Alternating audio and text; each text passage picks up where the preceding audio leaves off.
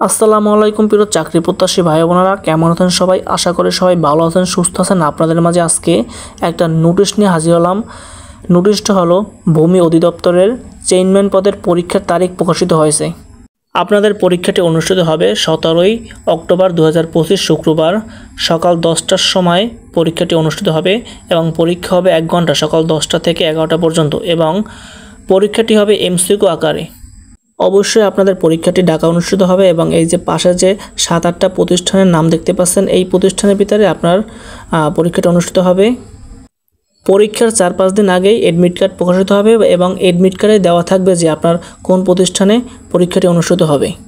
আর হ্যাঁ, অবশ্যই যদি ভিডিওটা ভালো লেগে থাকে তাহলে লাইক, কমেন্ট, সাবস্ক্রাইব করে পাশে থাকা বেল আইকন বাটনটা অন করে রাখুন আরও নতুন নতুন ভিডিও পাওয়ার জন্য।